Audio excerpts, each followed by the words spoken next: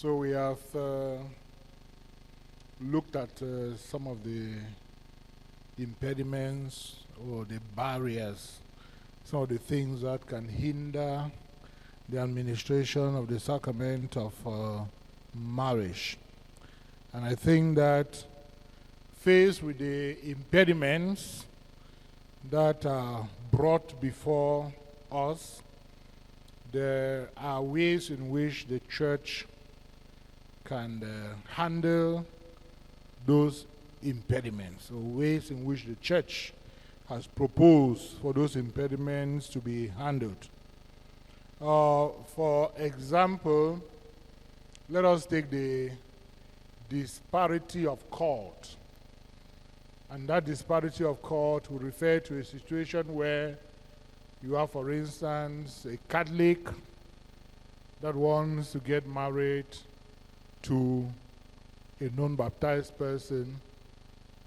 In that situation, what happens? That non-baptized person may be a Muslim, maybe somebody who adheres to the African traditional religion. If a Catholic person has to get married to somebody in that situation, what happens? Or the different other religions that we have in the world, what happens in those situations?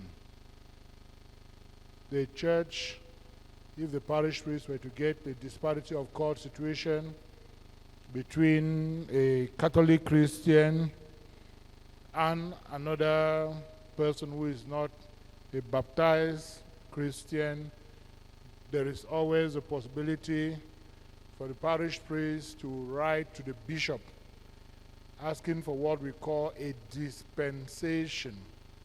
A dispensation for disparity of court.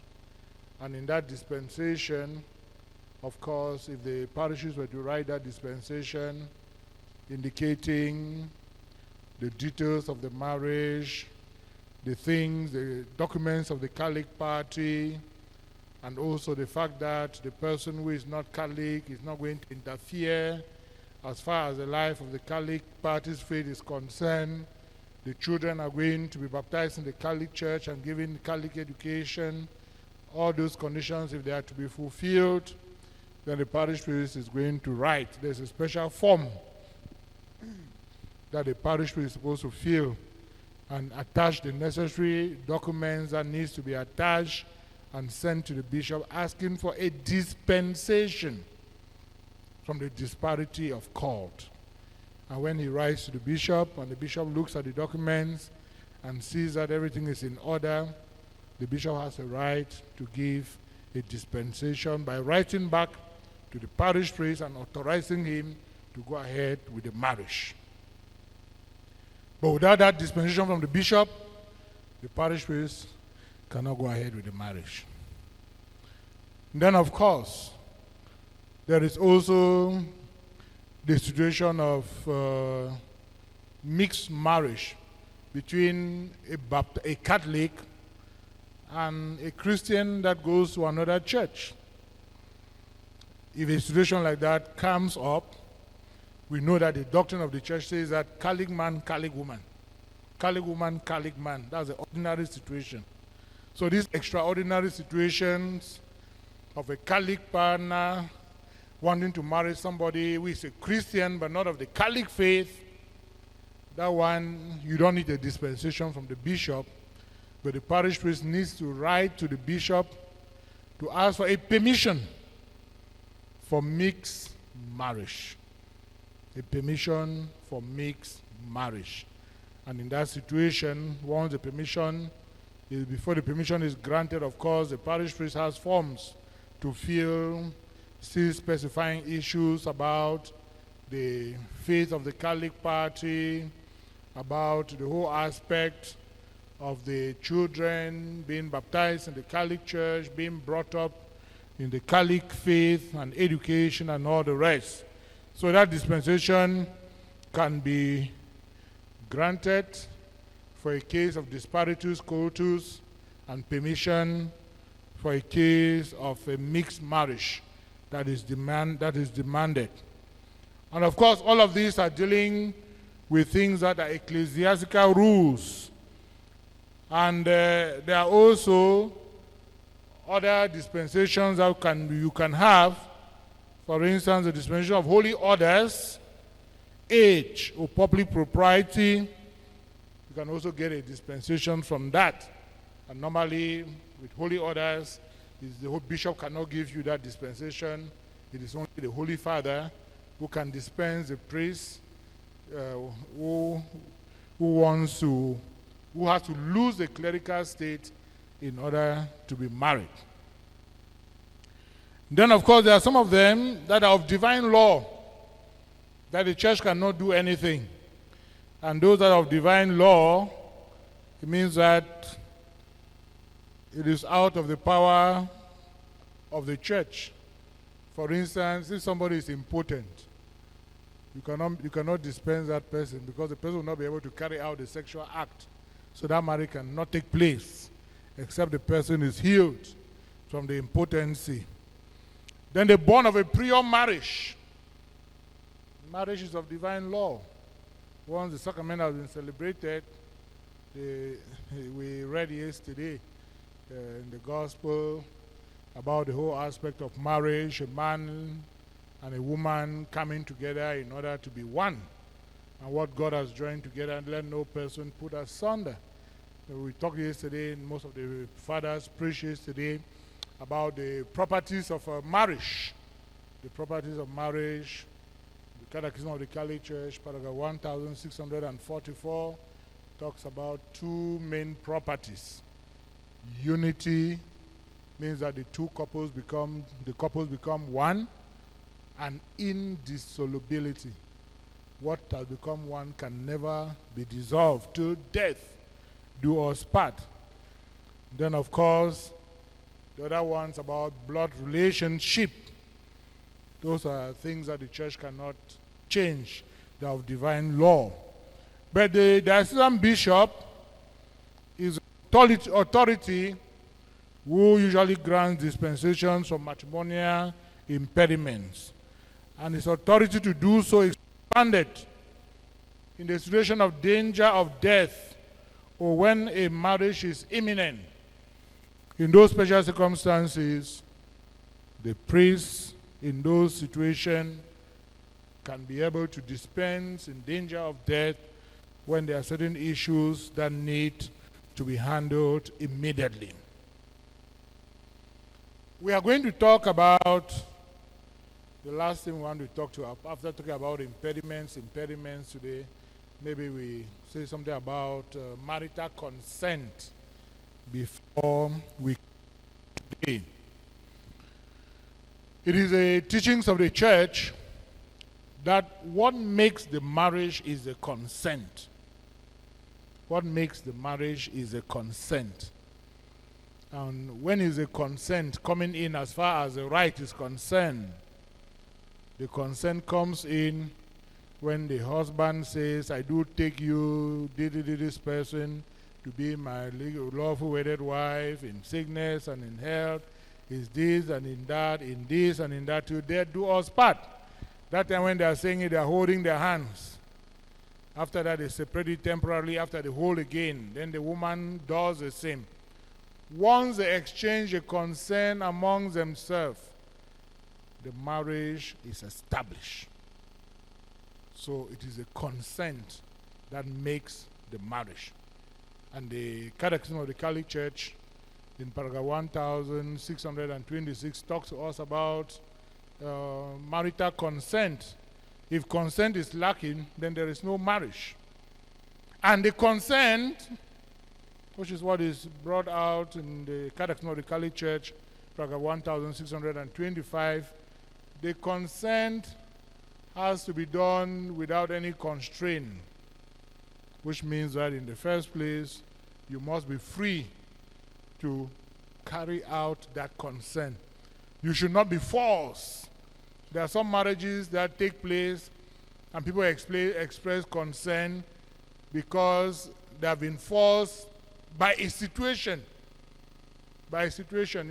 I think it happened, I don't know whether it's happening now, but I know it has happened that a young girl may be having a relationship with a young boy, and it happens that the boy makes the girl pregnant, and the parents say, you must get married. They are getting married, maybe not because they love each other, but because the girl is pregnant, and maybe the parents don't want their child to deliver without having a husband. And what happens? They put pressure on either the boy or the girl, and the two of them, they decide to get married in church. If they get married in church with that pressure and that force, when they never decided it, both of them, it means that their consent was not free. And tomorrow, if there are issues with the marriage, and the marriage cannot go, and it can be identified that the consent was, because consent is one of the elements, and the main element that can lead to the declaration of nullity as far as a marriage is concerned. The declaration of nullity is what? We have said that once you are married in church, you are married in church, and that only death can separate you.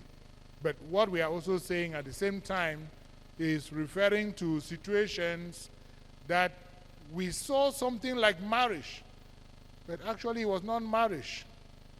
It was a drama that was being acted.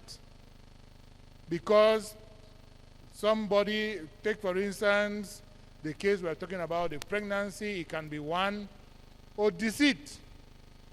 You know, you go and deceive a girl that you are not married, you don't, well, maybe you got married and nobody could bring the information.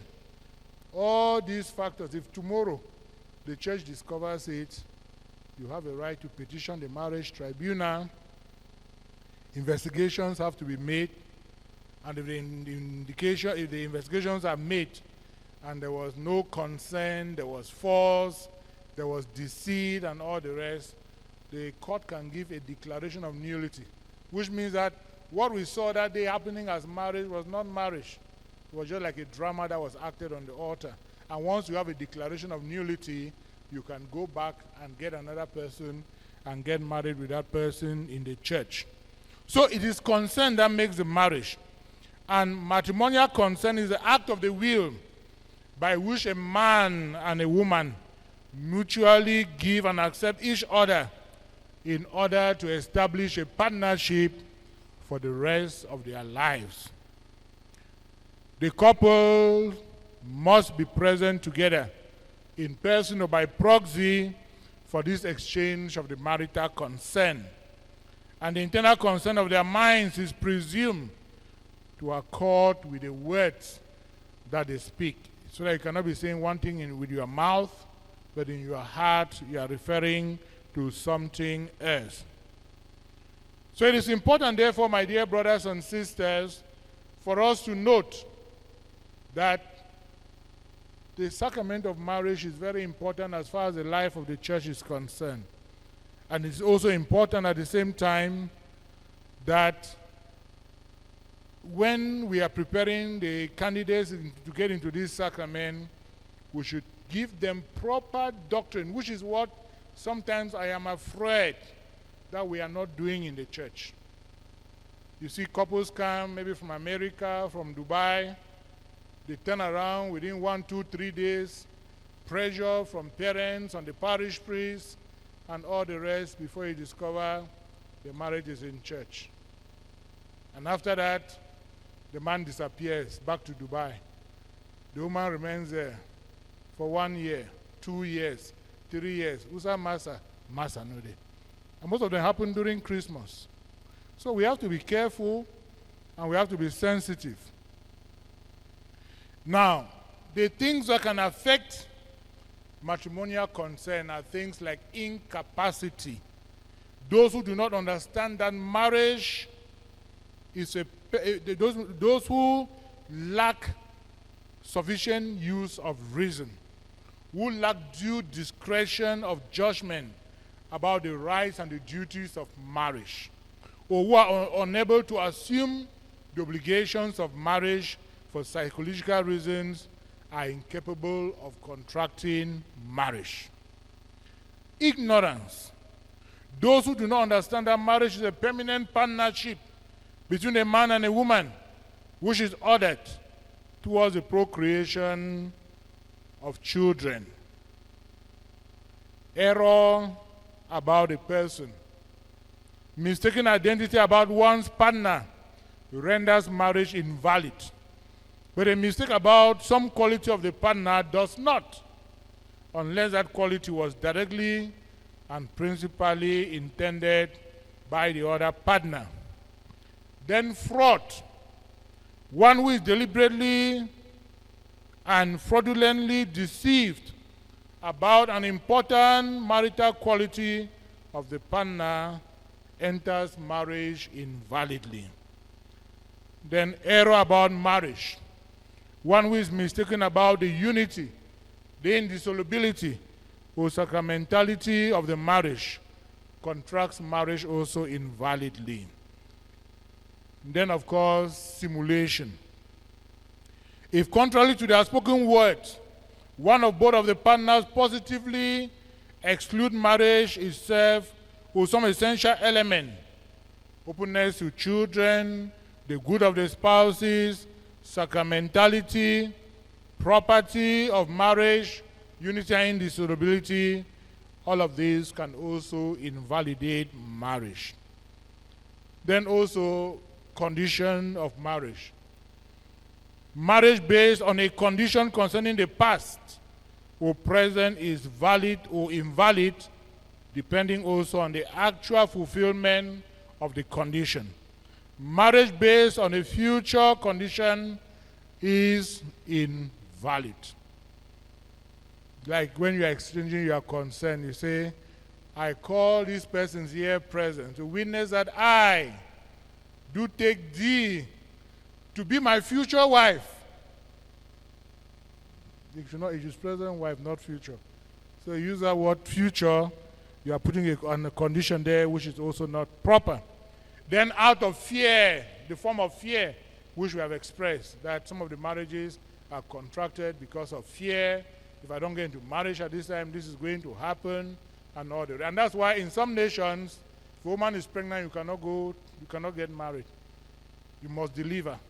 Because they think that you are coming to that marriage because that child there, you are afraid that they are afraid that that child came in, and you are under some pressure, under some force to do the marriage, and you are not doing it out of your free will.